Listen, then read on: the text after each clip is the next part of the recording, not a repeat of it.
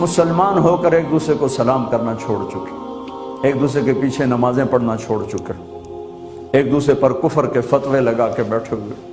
مجھے بتاؤ تم میرے نبی کے ساتھ کیا کر رہے؟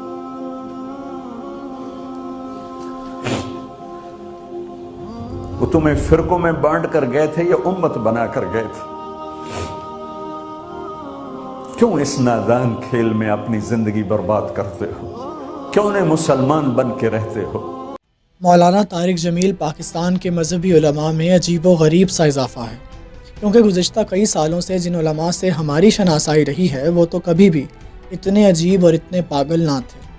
وہ فتوے جاری کرتے تھے، بہتان باندھا کرتے تھے، دوسرے مسلک کے علماء کے پیچھے نماز تو دور کی بات، اس کے ساتھ کھانا کھانا بھی حرام تصور کرتے تھے، فنکاروں کو ابدی کافر سمجھتے تھے، بازار حسن کے باسیوں کو واجب القتل مانتے تھے، خواجہ سراہوں سے تعلق کو توہین کہتے تھے، دھرنے دیتے تھے، مساجد کے کونوں میں ہونے والے گناہوں پر پردہ ڈالا کرتے تھے۔ ایک رونق لگائے رکھی تھی انہوں نے۔ ہم کتنے خوش تھے فتوے سنتے ہوئے، مناظرے کرتے ہوئے، مخلوق خدا کو جہنم واصل کرتے ہوئے۔ یہ کون آ گیا تھا؟ یہ کون تھا جو ساری رونق تباہ کرنا چاہتا تھا، جو فتووں کی نہیں جذبات کی ترسیل کرتا تھا، سبھی کو قبول کیے جا رہا تھا، فنکاروں کو گلے لگا لیتا تھا، خواجہ سراہوں سے تعلق کے ڈھول پیٹتا تھا، بازار حسن میں نماز کی امامت کرتا تھا۔ ایک ایسا سنی دیوبندی تھا جو شیعہ کو گلے لگا لیتا تھا۔ یہ آج بھی ایسا ہی کر رہا ہے۔ اس نے سارا مزہ کرکرا کر دیا۔ رمضان سے ایک روز قبل احساس ٹیلی تھون میں مولانا طارق جمیل نے 3 قابل ذکر کام کیے۔ 1. عمران خان کی تعریف۔ 2. میڈیا کو بالخصوص اور عوام الناس کو بالعموم جھوٹا کہہ دیا۔ اور 3. کرونا کو بے حیائی اور گناہوں پر عذاب قرار دے دیا۔ اس لمحے تو سب نے یہ باتیں بدل ناخواستہ سن لیں، مگر بعد میں ضلالت کرنے کے ایسے باب رقم کیے گئے جن کی مثال نہیں ملتی۔ اگر بات کی جائے عمران خان کی تعریف کی تو علماء کو حکمران وقت کے دربار میں حاضری سمیت تعریف سے حتی الامکان گریز کرنا چاہیے۔ اسی میں عزت کا معاملہ ہے، مگر یہ ایک نظریہ ہے۔ دوسرا نظریہ یہ ہے کہ حکمران کی حوصلہ افزائی ہو جانی چاہیے تاکہ وہ بہتر کام کر سکے۔ یہ فیصلہ عالم کا اپنا ہے، جو چاہے کرے۔ اب بات کرتے ہیں میڈیا کی اور جھوٹ کی، تو ہم تو بالکل بھی جھوٹ نہیں بولتے، اور میڈیا تو فرشتوں کی دنیا ہے۔ نیو یارک ٹائمز نے عراق میں ایٹمی ہتھیاروں کی موجودگی کی خبر دی اور امریکہ نے عراق پر حملہ کر دیا۔ اس کے بعد وہاں سے کوئی ایٹمی ہتھیار نہ مل سکا، مگر میڈیا بہت سچ بولتا ہے۔ دکاندار 500 کی شے کے اوپر برانڈ کا 5000 کا سٹیکر لگا کر بیچ دیتا ہے، اور ہم بڑی سچی قوم ہیں۔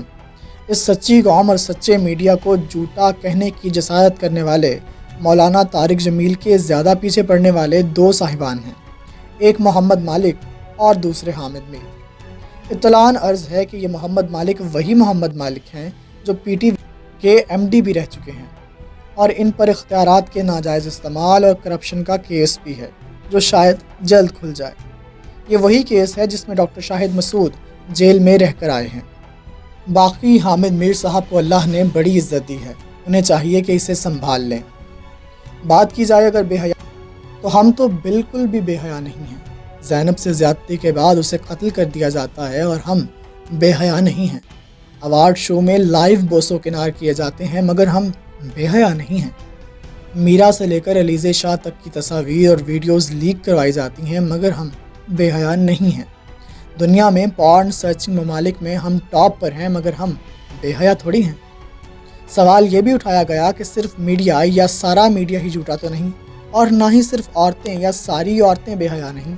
جواب یہ ہے کہ مولانا نے تو سبھی کی بات کی تھی، مگر ہاں، چوڑ کی داڑھی میں تنکا ہوتا ہے۔ جھوٹے کا لفظ سن کر جھوٹوں کا کان کھڑے ہو گئے، ان کی روزی روٹی پر آن بنی۔ بے حیائی کا لفظ سن کر بے حیا لوگ الرٹ ہو گئے کہ ارے یہ تو ہماری ہی بات ہو رہی ہے، مگر ہاں، یہ مولانا کون ہوتا ہے ہمیں سمجھانے والا؟ ہم بہت ٹھیک ہیں، ہم بڑے پریکٹیکل ہیں، ہمیں سب پتہ ہے، ہمیں مت سکھاؤ، ہمیں تمہاری تبلیغ نہیں چاہیے، اپنے بیان اپنے پاس رکھو، ٹھرکی مولوی، ڈھونگی مولانا، خود کو ٹھیک کر، ہمیں کوئی نہ سمجھائے۔ یہ وہ رویہ ہے جو بنی اسرائیل کی قوموں نے اللہ کی طرف سے بھیجی ہوئی نصیحت پر اپنایا۔ اقبال کا یہ شعر بڑا بالمحل ہے، جیسے اللہ اسی قوم کے لیے فرماتا ہو، ہم تو مائل بکرم ہیں، کوئی سائل ہی نہیں، راہ دکھلائیں کسے، کوئی راہ روے منزل ہی نہیں، کوئی قابل ہو تو ہم شانے کئی دیتے ہیں، ڈھونڈنے والوں کو دنیا بھی نہیں دیتے ہیں۔